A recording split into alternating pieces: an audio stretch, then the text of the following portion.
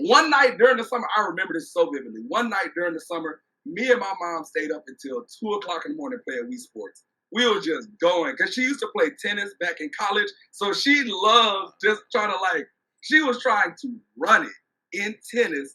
Mind you, I'm a child. You know what I'm saying? This when the Wii first came out. And she trying to act like Serena Williams out here. She, I'm like, Mom, you know it's not real. It was a brick by brick and a stone by stone. Rome wasn't built in a day, it wasn't done alone. See, the spirit is the merit and the mind is the home. It takes a whole village to get a child out this home, yes. To be a great man without good instructions, a surefire way to lead a life of destruction. Let's be honest, sit down and tune in. Put an hour of your life into some instruction.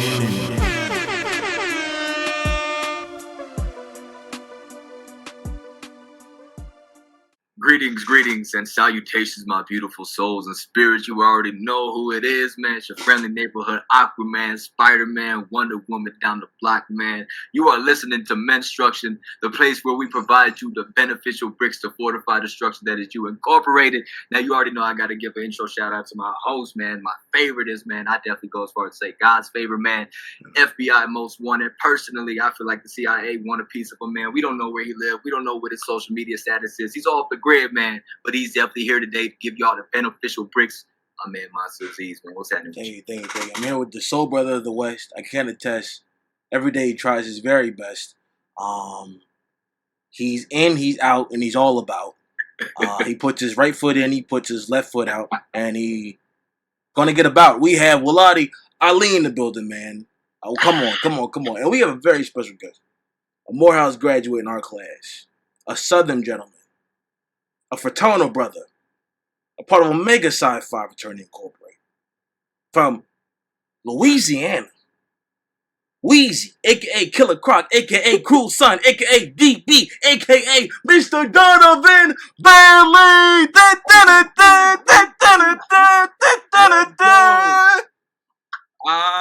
Yes. What's good? How y'all doing? Your girl knows me as the hottest Hashira, but to all the homies out there, my name is Kudu.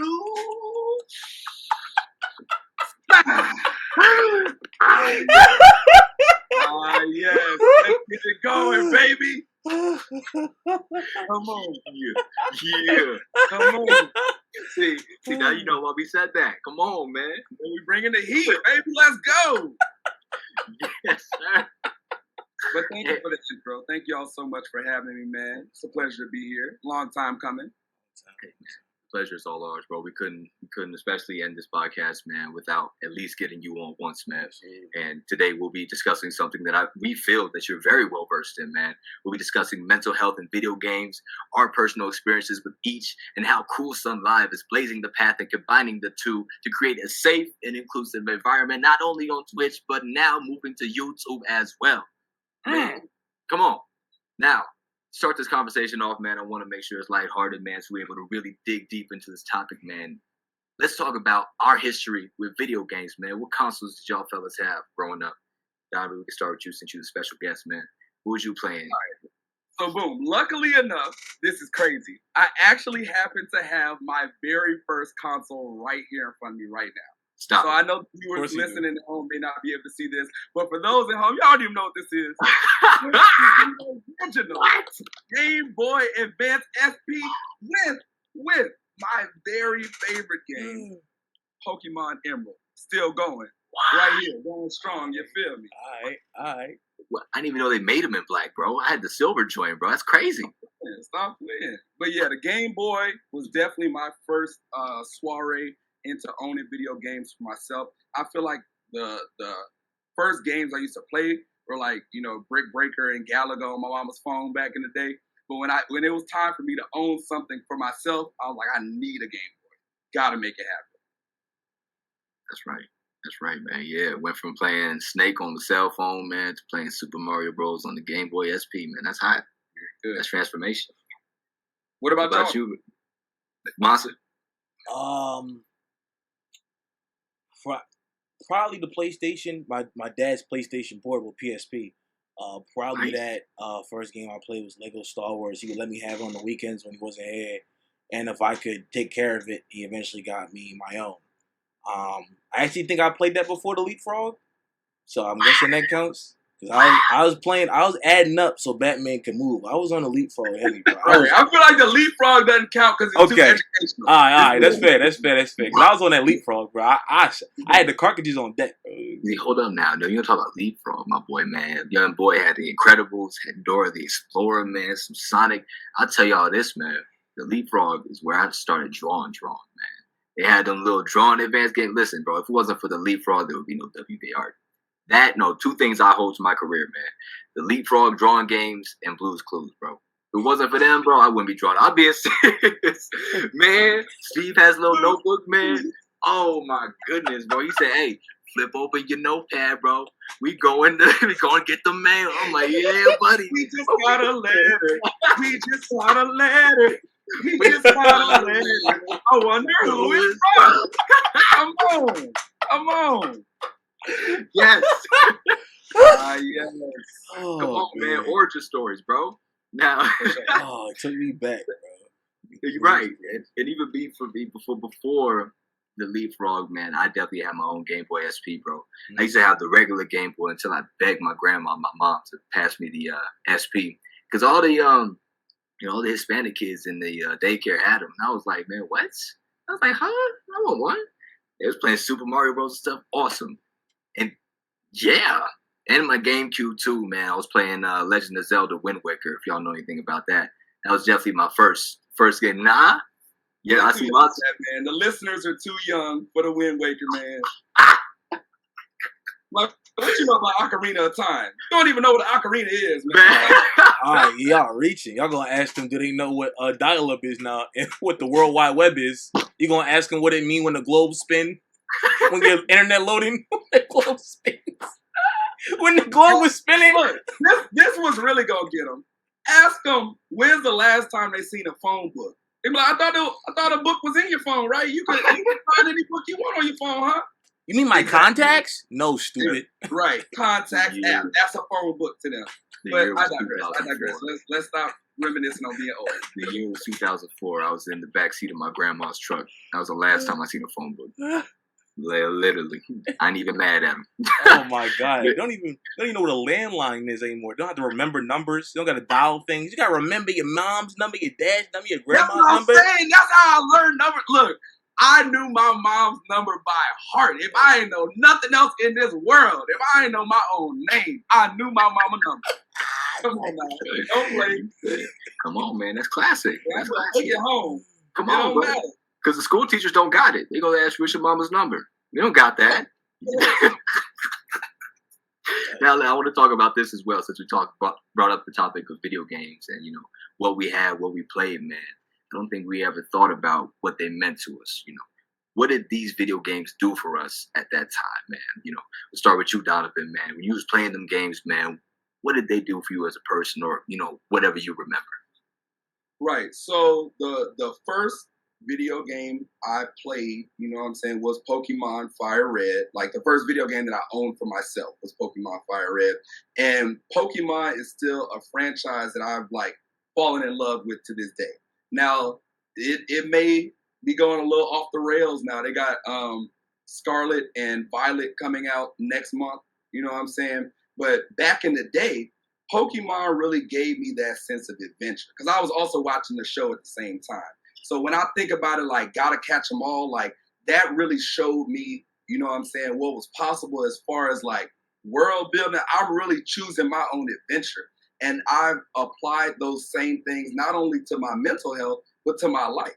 There are countless choices that I can make every single day that can be, progress to me. And it may look like I'm just wandering around aimlessly catching Pikachu to other people. My journey is my journey. I'm still going to get to the Pokemon League. I'm still going to win them all. And you know what I'm saying? What other people got to do, that's up to them. I like that, man, when you talk about it influenced your decision-making, man, and comfortability with the decisions and paths that you take in life, man, and that they carried on to who you are today. I love that. Indeed. How about yourself, Mr. Aziz, man? Yeah, I guess for me, man, they were an escape, and they were a time with my dad. They're one of the 4 things maybe that we could bond over besides football and other things I didn't care about. Video games were the one thing that we had in common. So we had all the guides for the Lego games, so Star Wars, Indiana Jones. We played Ultimate Alliance on the Wii. I got the Wii late. I got it dumb late, but I got it. I used to play everything on that joint. I still got it. I got Lego Batman. I got Avatar Last Airbender. I got Budokai Tenkaichi 3 still on the disc. Oh, there you go. It's it. Now you're talking that talk. I still got all the discs. I got Mario Kart. I got Wii Sports Resort. I have all of that. So for me, it's bonding and an escape. So bonding with my family at Thanksgiving, getting waxed at bowling, waxed at basketball, waxed at boxing. It was the shout out Matt. Shout out me. The homie Matt. Doing everything. It doesn't matter. Oh yeah, the ball dude. Bro, Matt. What's his name? Matt. His name Matt, bro. Yeah. Bro.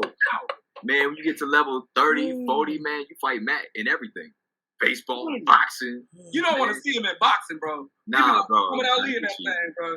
Nah, no, bro. He knocked you out in 2 hits, man. 2 clean hits to your face, to your jaw, to your cerebrum. Nah, Matt got you. God, yeah, that joke. But yeah, like so that, for me, it was bonding and escape and just something I can invest myself into, like after school, collecting all the Lego stuff, playing that game, and just investing that time I had. It was a reward to get my work done and I could play the game. So that's what it represented to me if I had to think about it.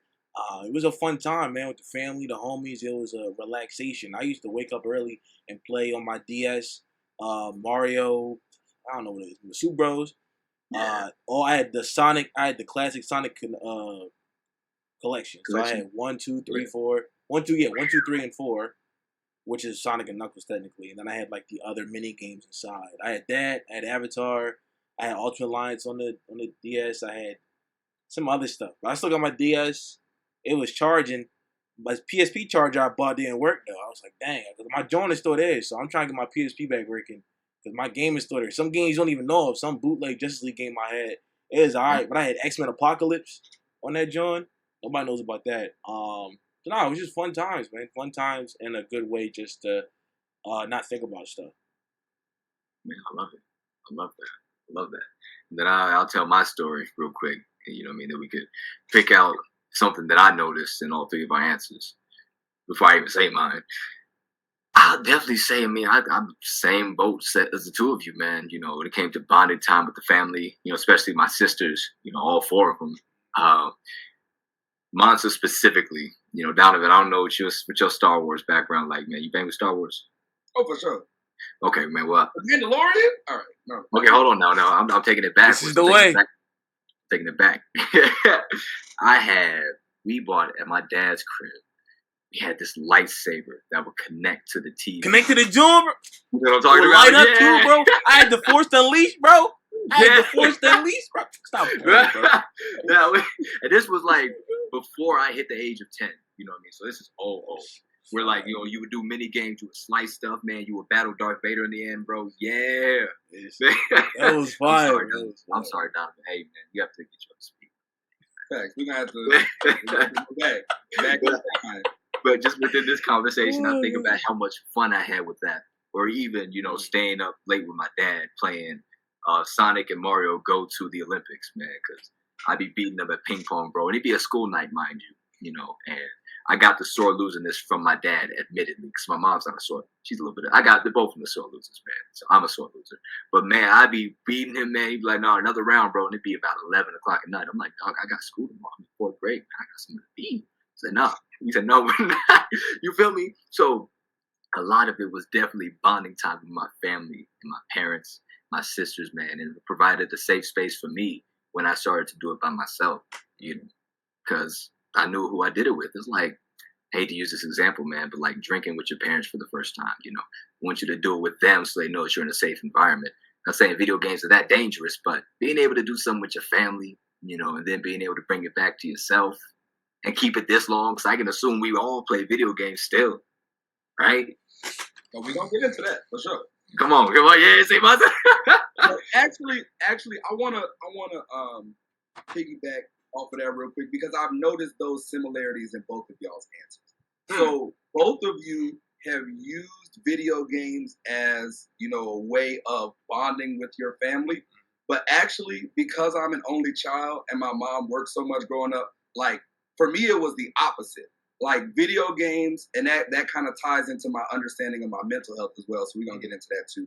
But video games, for me, were like my best way of checking in with myself. If I didn't have anybody else to play with, I at least knew I was going to go home and get on the game, enjoy whatever that story was. I was going to be in that person's shoes for a little bit so that I didn't have to be by myself. But yeah, I didn't have well, actually, no. One night during the summer, I remember this so vividly. One night during the summer, me and my mom stayed up until 2 o'clock in the morning playing Wii Sports. We were just going, because she used to play tennis back in college, so she loved just trying to, she was trying to run it in tennis. Mind you, I'm a child, you know what I'm saying? This when the Wii first came out, and she trying to act like Serena Williams out here. She, I'm like, Mom, it's not real. You know this is not for champion. Where you going? She talks that talk too, like, oh my God. Was this not for fun? Are we not doing friendlies right now? No, my mom is very competitive. I hope she had the hand strap attachment. That's who those were for. This is the clip. That backhand was vicious. This is what I'm putting at the beginning of the episode. Yeah. That backhand was something else on Moses. No, darn well you can get the same effect from this. Right. It's literally a flick of the wrist, and she over here. Nah, wait though, but hey man, you gotta admit, because that worked, because that's how you hit the fastballs. Remember the fastballs? You a curve on it? Yeah. Oh. You start Millie rocking in that thing. Wow. I'm glad y'all aren't seeing this. I'm glad it's just, this audio only. Nah, Mansa rare right now, man. Oh God, yo, man, say Billy Ryan. I love it. Nah, I love it though, man. I love it. I love it. Talk about check-ins, man. Mansa, how you feel about that? No, I mean, I get being a single child. You do have those things. Like for me, it was more so my toys. I would just come home and I would invest in myself. I'd make up my own world. My toys would eat what I didn't. They would do what I couldn't, and they would just be me, and I could make my own scenarios. So I do feel that single child thing where it's like, all right, if I have to be home and I can't go outside, at least I have this. So I do connect with DB on that, and I think that's a interesting point. And I feel like even when you have family around you, I mean, there's only certain times, unless you're living with family. When you're a single child, you're by yourself, especially if your parent works a lot. So I do think that's an important topic in general. That kids should have things, depending on how old they are, but they should have books or toys or something. They should have something to occupy them that's making them better and not just something looking at a screen. Because we all kind of grew up before we getting iPads from the cradle. Kids are being born with iPads attached to their head, basically. Yeah. Right? We had toys and books, and then we grew up and we progressively got the Game Boys and the PSPs. But nowadays, you're just feeding your kids something, and it's like, what are they getting back? Right? Where the leapfrogs at now is just like, watch this and be quiet. And I think that's also something that we're going to have to be aware of, especially with these quarantine kids, right? These quarantine kids that are coming up. What are they getting fed? What do they have to entertain themselves? And they're going to get attached to their phones more because they were attached to a screen from the jump. So, and that's a great point, and I'd love to have another conversation, when we talk about our childhoods as well, because I relate to both of y'all, on that. But I want to talk about, because Donovan had brought it up so smoothly, so seamlessly, almost like he's done this before, the topic of mental health. And I'd like to have a conversation of when did we start becoming aware of our mental health, So I won't act like it's a relatively new thing, but it's not exactly something that was talked about, that I remember in middle school, and then until I got to maybe like that in-between point of college and high school, then I started learning about mental health. But I want to hear y'all's histories and experiences. What was that like? Yeah, so like I was saying earlier, for me, growing up, those first like check-ins with my own mental health came in the form of playing the game. Mm-hmm. Like I may not have known it, under the guise of mental health at that time, but I was like abundantly lonely as what I'm saying, as a child. And I would recognize like what makes me feel better when I'm playing the game. So I made that association, what I'm saying, with my mental health before even recognizing that was the cause. I was like, if loneliness is the problem, gaming is the solution. And that still, ties into what I do right now as far as like community building with gaming. Like I recognize for my own mental health, there have been so many times, what I'm saying, that I've been challenged. And y'all both know, like when I got COVID, that's literally how my channel started. I felt so alone, so isolated because I was just in my room constantly. I'm like, how am I gonna, get out into the world? How am I gonna have these social interactions? I got on the game, and literally, I would go as far as to say, gaming like cured me of COVID to an extent. Wow. Because I recognized that when my body was already, in the downturn, and then on top of that, my mind was going because of that isolation factor. That isolation was really hitting me. Like I recognized how much better I felt after talking to people, after getting other people's perspectives, after playing the game. And literally, we could be talking about anything. It could be something completely mindless. But the fact that the game opens the door to be able to have those types of conversations, that's something that's truly beautiful about it. Okay. Let's go ahead and follow up with something, man. No, I think that's a great point. The association with the feelings we have, and that's a whole nother discussion about how you grow into habits. It's association, but that's beside the point.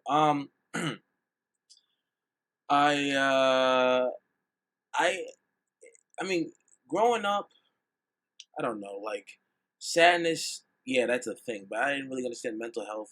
I thought that like just white kids got really bad because of the movies. So I was like, white kids get depressed, and like that's just what they do. Wow. And then white kids kill themselves, or they get crazy and they go into the hospital.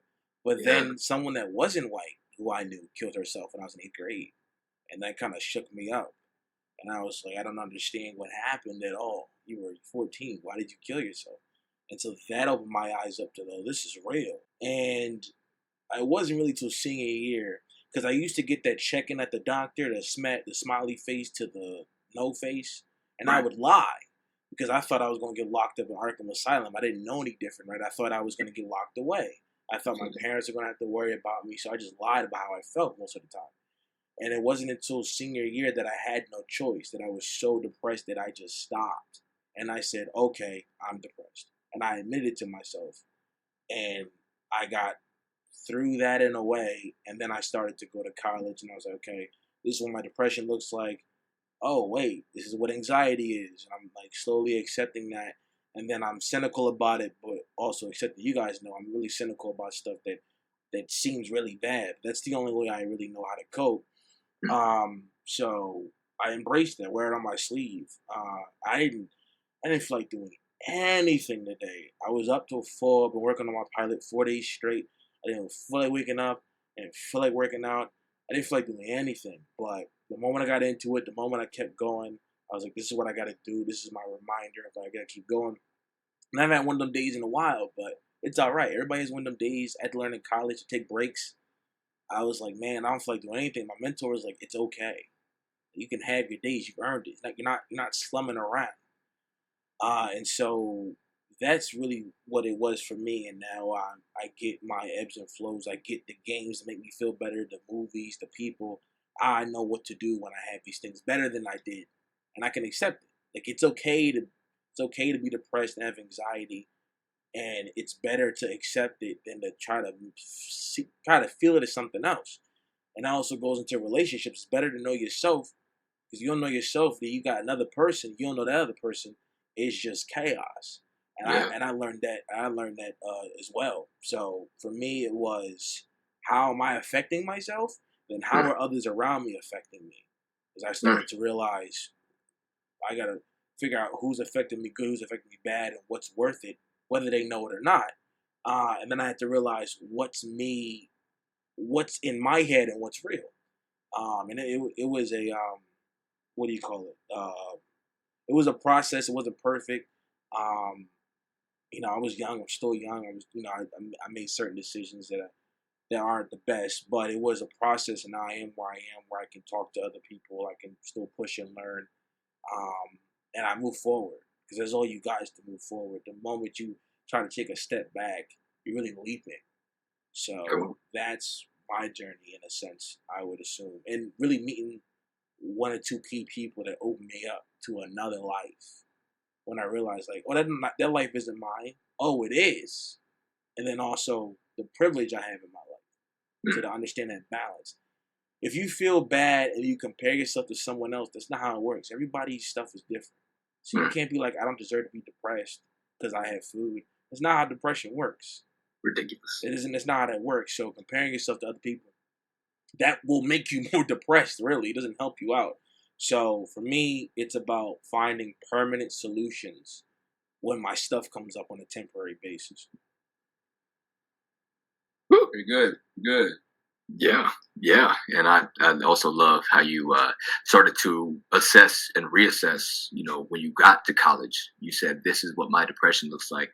These are the ways that they are going to be handled, because you are going to handle it. And I love what both of y'all had to say. And I relate to that, man. I mean, I think about the doctor checkups as well when it came to the smiley face. How you doing today? You all right?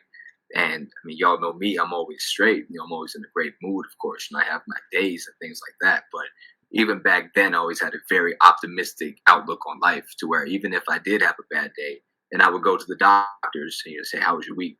1 to 5. I'd always put, 4 or 5. I'm straight. I'm cool.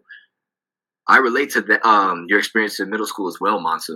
Thankfully, I didn't have anybody that I know, end their life up until actually freshman year. Now that I think about it, yeah. One of my middle school friends took their lives, as soon as me and my boy got into high school. Somebody we've been knowing since 6, which was crazy to hear because we heard it from a fourth party. It was insane. But when I was in 7th grade, man, this young lady's parents both took their lives back to back. And the way they sat us down about it was very interesting, not in the way they presented it, but just the fact that it was presented at all, it was like, wow, this is kind of real, and it didn't really affect me in a negative way. Not that I was desensitized to it, but I kind of just didn't know how to process it. I was like, that can happen.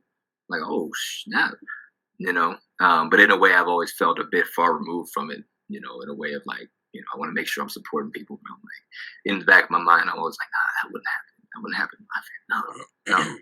No. In reality, it can happen to everybody. So definitely I had, especially, high school, I would say my mental health started to kind of kick in, my mental health awareness, because it was relationships that would always bring me down. I'd be like, damn, shorty ain't hit me back, or, I'm just a booty call, man, that's crazy. Or even my first relationship, man. Now, real life, man, I got the... It's a booty call. Man, Lord, listen, man. Nah, bro. Yeah, look, and I was asking Cedric about this yesterday. We gonna say this for a separate episode. But in your newest piece, I was asking, were you the dude sitting across the table, or were you the one on the phone? And it looks like you was the one across the table, my boy. It looks like you was the one across the table. I was the one with the straight face, like, really, like... Paying $200 for that date, and then she gonna go home and get in the mouth. Mansa ain't been on Instagram. He ain't seen the latest yet. We're gonna update him later. God is watching. Yeah. I definitely say, man, I got more "Are you up" texts in high school than I have in college. Like, genuinely, though I've done more in college, I've got more "Are you up" texts in high school.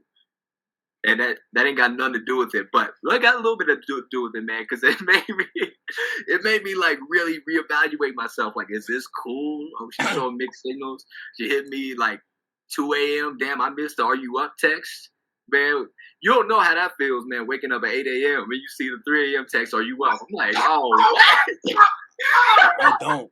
Look, y'all saw that video where the dude came in and his grandkids destroyed his TV or whatever. God Damn. That's how it be, bro. That's how it be.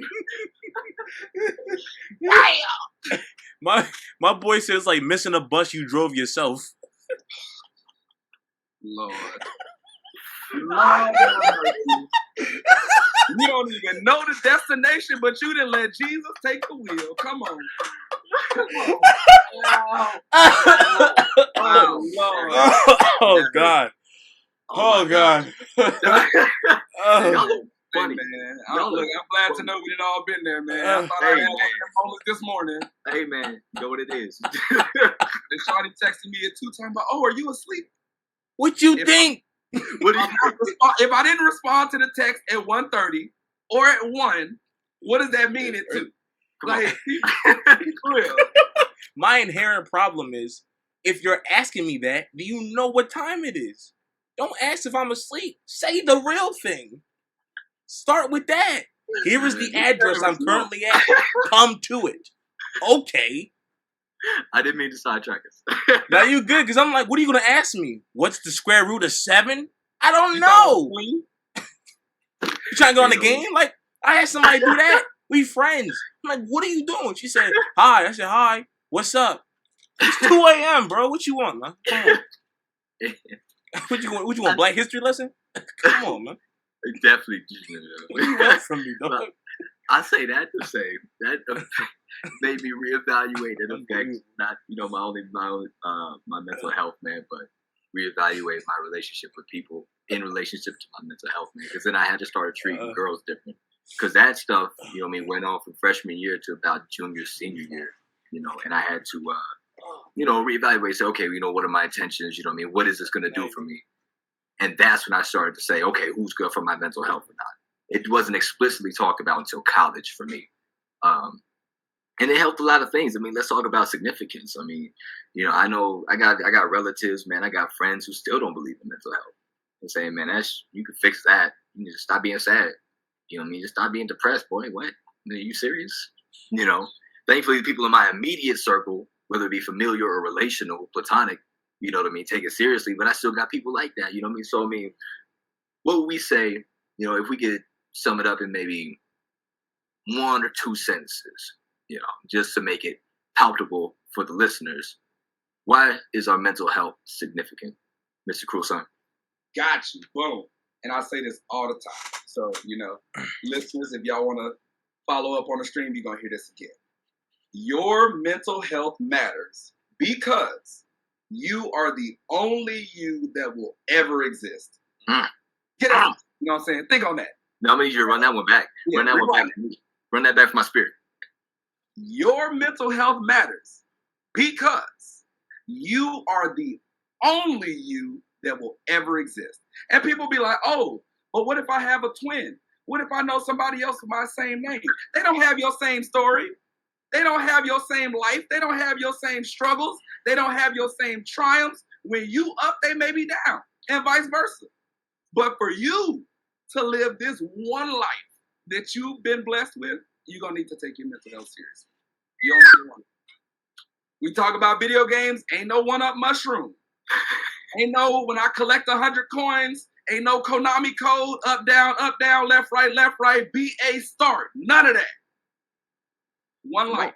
What you gonna do with it? I got nothing to say. Man, Mansa, you go ahead and follow that up. He said Konami codes, man. He putting the vocab on the youngsters, you know what I mean? Konami codes, bro. Like, what is that?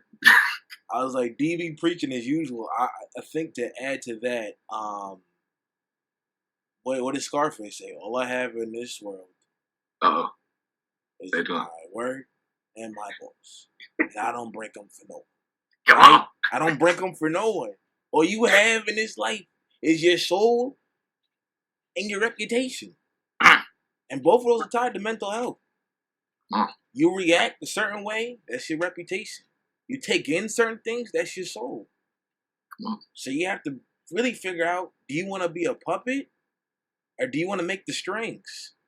It's really it, bro. Like it's not complicated. It's not rocket science.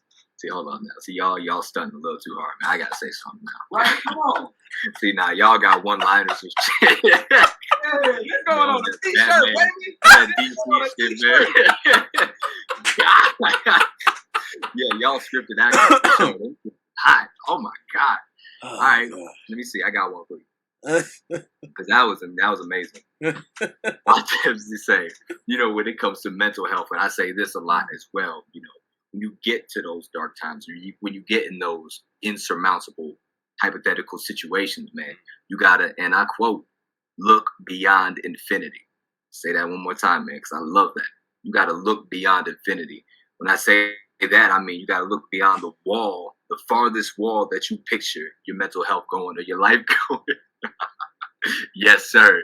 You got to go beyond that, because that can be all that's around us. You live in a fishbowl. You think the other end of the world is the glass, but you got to look beyond that. Oh, wait. Hold on. Wait. For the people in the back. I ain't get out. Say that again. Yeah. Turn your headphones You live in a fishbowl. You live in a fishbowl. You're going to think the end of the world is the glass that you see right there, right in front of you. That's all you think there is. But you got to look past it. Look beyond infinity. Look beyond the glass of the fishbowl of your world. And trust you'll find something. Look, pick it up. Pick it up, listeners. You dropping knowledge. Pick it up. It's on the ground. Free knowledge. Let's go. Y'all flatter me. Man, I'm trying to get like y'all big fellas. Oh, then what Denzel got to say? What Denzel got to say? I'm fucking crying. I'm not doing that. I love it. Now, Mr. Cruel Sun, man, it's our special guest for me, of course, a section for you, man, to discuss. But what was the purpose of the inception of C.H.I.L.L, man? I know you mentioned the solitude, and wanting to have something to really breach barriers, breach borders beyond it, But what has it turned into now for you? Beyond conception, beyond origin. Okay, so I'm going. That sounds like a two-parter to me. Hey. As far so let's unpack that. Way back in 2019, 2020, that type of time when the pandemic first started. That is the same, literally. So sophomore year, I applied to be an RA because my RAs were just so life-changing for me, and I wanted to provide that same experience, right? Mm-hmm. I put in the work, go through all the trials and tribulations. I'm literally sitting there, like I get the return letter where they tell you, whether or not you made it. Like I get to the last step. I'm literally sitting there with my mom and at that time, girlfriend, about to open this letter. And I'm in front of them, and they just see my face drop. It's like, thank you so much for all of this work that you put in, but we've decided not to accept you at this time. When I tell you that hurt. Oh my. Yeah. So that broke me down a little bit because I'm like, at the end of the day, I want this so bad, but beyond that, I want it for the right reasons. Mm-hmm. I wanted to be able to help people. I wanted to be able to pass on that same experience that, I passed on. So for me, that was a very big spiritual undertaking because it's like, God, you know how many times I prayed for this and you know that my heart is in the right place. So why am I not receiving the desires of my heart? So that really made me talk to God a lot more. And then as a result of that, when the pandemic hit and I was sent home, like right before that, I had gone through the whole process again, but I had, newfound motivation. I'm like, I'm going to do all of this the right way. Because the first time that I got rejected, and it's so crazy, Mansa knows who I'm talking about, but our dean at the time, who knew me personally because I lived in the house that she was in every day, she told me, and listeners, y'all are going to want to really put your mind on this. She told me I did not have enough personality.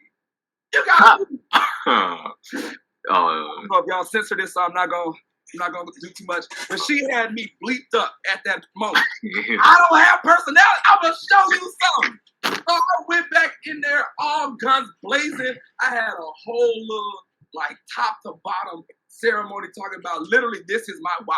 Like, I have these same pictures of my family. I was showing people, like, this is what drives me. This is who I am at the end of the day. So I put in all of that work. going through the RA process again. I get it. I'm successful. And then COVID happens. We go home. I get sent home in March. I'm literally leaving Disney World to go to Louisiana. Like, well, let me just pack it up, forget my RA dreams. So then that brings me back. I got to take a step back. Lord, you know I've been working on this. And yet again, the desires of my heart are withheld.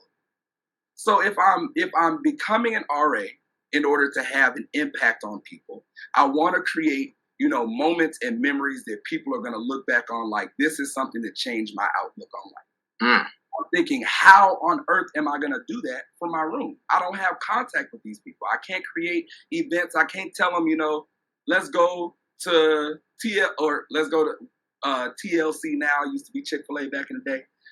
You know what I'm saying? We can't just go hang out. So I'm like, how am I going to reach people? How am I going to impact people? And then I have these people in my life that talk to me, that understand that I have, a certain kind of personality, a certain kind of character. And people are saying over and over again, oh, you need to be a YouTuber. You need to be a content creator. You could really reach people that way. I'm like, So you're telling me that I could get paid to do what I already do. I could be getting paid to play the game. Oh, sign me up. They had me hook, line, and sinker in that moment. So, circling back, I say all of that to say, right? This whole story encapsulates to me what CruelSunLive means.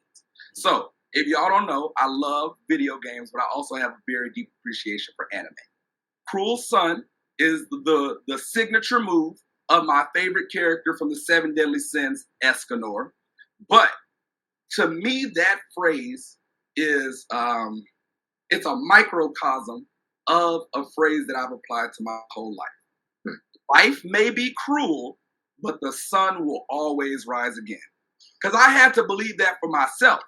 When I got rejected the first time, when I got accepted, and then the whole world changed, it constantly had me thinking, why, God? Why are these things happening like this? And I had to realize it happens like that for everybody. We talked about that earlier. In terms of understanding our mental health, everybody has challenges. Everybody has struggles. Life may be cruel, but the sun will always rise again. So that's what that means to me. That really helped me understand, like, even if I'm facing these challenges right now, I know that when I get to the other side of this challenge, somebody is going to recognize the struggle that I had to overcome, and that's going to help them in their battle. That's what I do it for. So that's how it started, and now this is my biggest investment in myself. I look at this like my brand that is, it's my brainchild, essentially. It's beyond getting paid to play video games for me. This is about building community. This is about making sure that those only children that are sitting at home thinking, I'm by myself. I have no one in this world. I have no friends. You have us. You have a community that you can belong to. And beyond that, you can make friends doing what you enjoy doing. Because I know now, anime and video games, it's just, those are all the rage. Like, you're cool if you like anime now, if you're hip to One Piece, yada, yada, yada. But back in the day, people really used to get bullied for that shit. Really? When I would be Naruto running down the hallway, people would talk that talk. Really? But, I had to recognize, how can I be the change that I want to see? And if I want people to be more accepted for liking anime, for liking video games, and for understanding their mental health, I have to be the one to accept people for those things. And that's where we at today. Let there be a lesson, ladies and gentlemen. Your heart's desire will be fulfilled, just not in the way you think it will. Okay. Because if DB was an RA, he wouldn't have time to do Cruel Sun. Hell, he might have gave up on it and said being an RA is more important. DB, we talked about this. He'll put stuff in front of him. That was a lesson we talked about that all of us had to learn. Is to stop putting stuff in front of ourselves. So the quarantine made you focus on yourself, made you realize, I want to do this. And now you get to support yourself, but you don't have to sacrifice. You get to give back, but you get to enjoy yourself. You're not stressing about who got these fines, who got this. You're not answering anybody. You're your own boss. You run your own thing. You know, already cool and all, but it isn't what you really want. The core was to get back. Now you got to get back and do what you love, which is what everybody wants to do. So all you got to do is keep striving what you want, and you'll get it. Just not in the way you see it coming. Those are the best ways.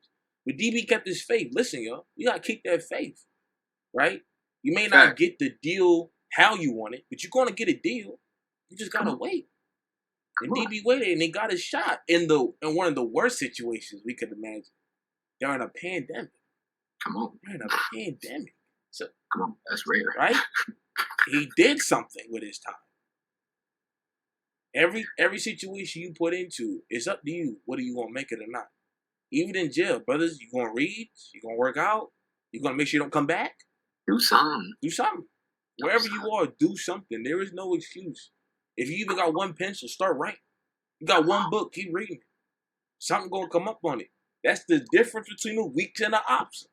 It's the only difference is what you do with what you got.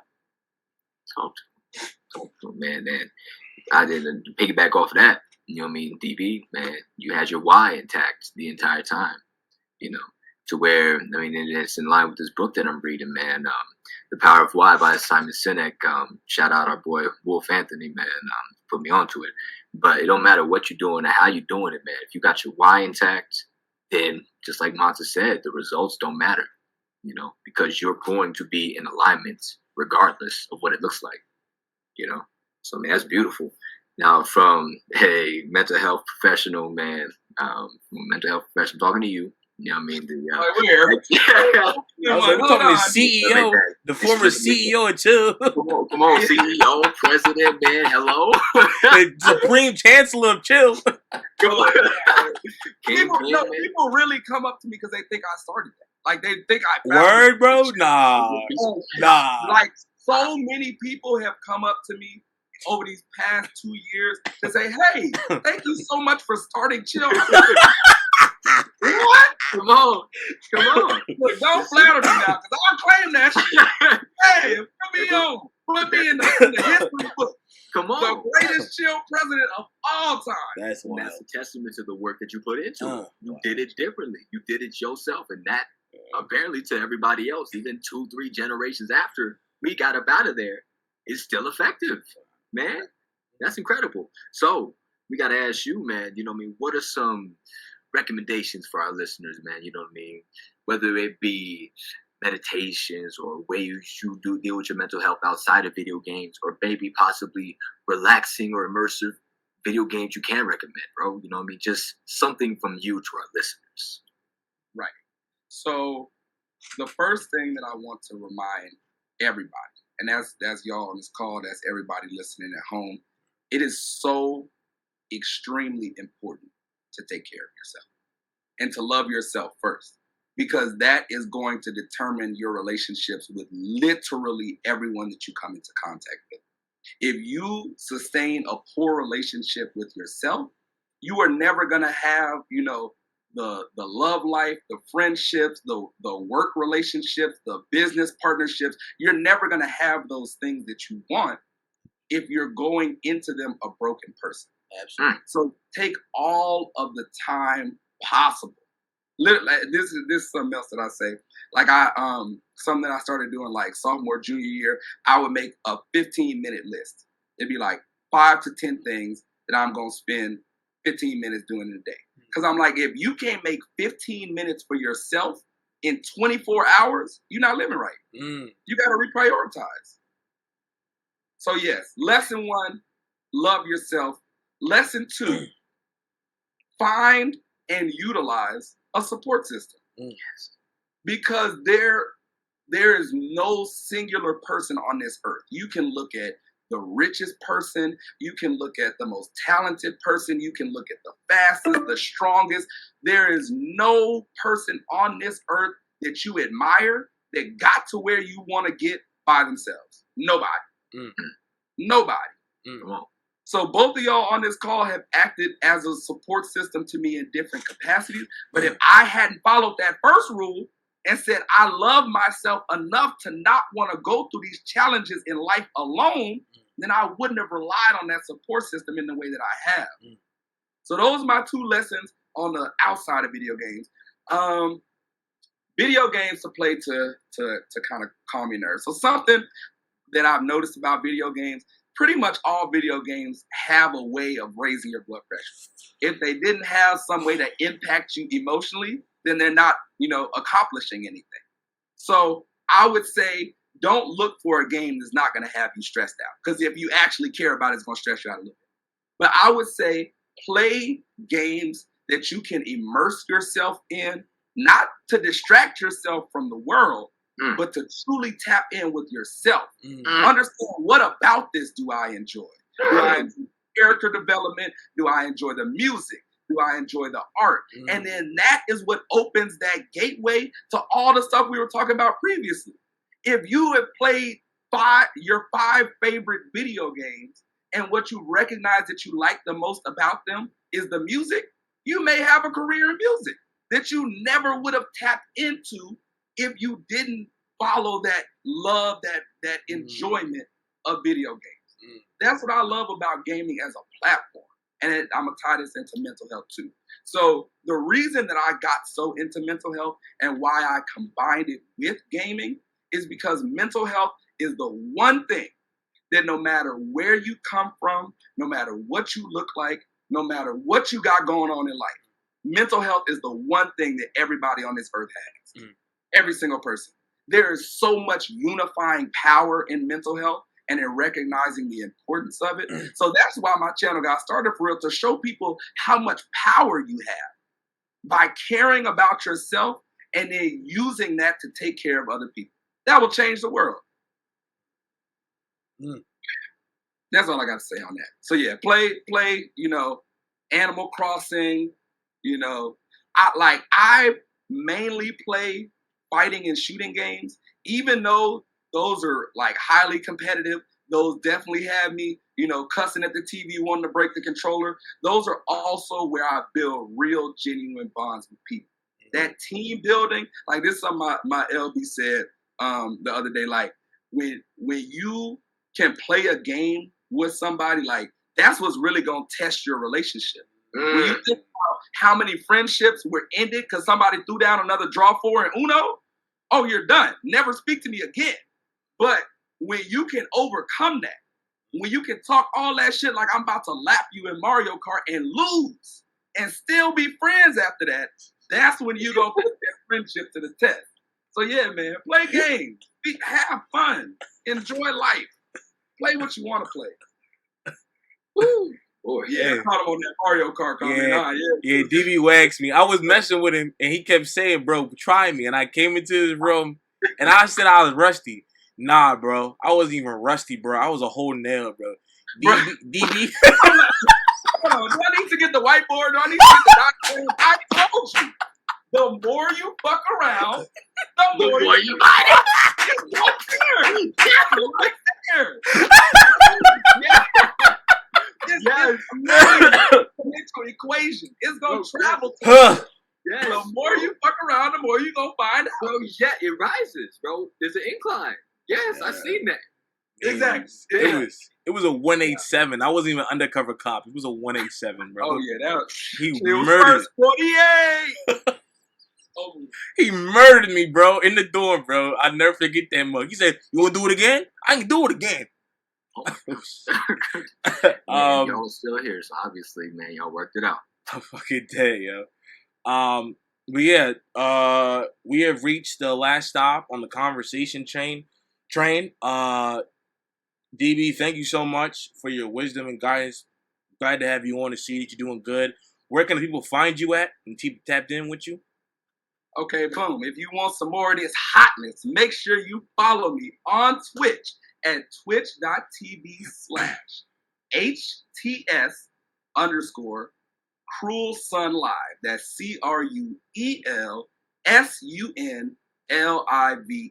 Also, CruelSunLive on YouTube.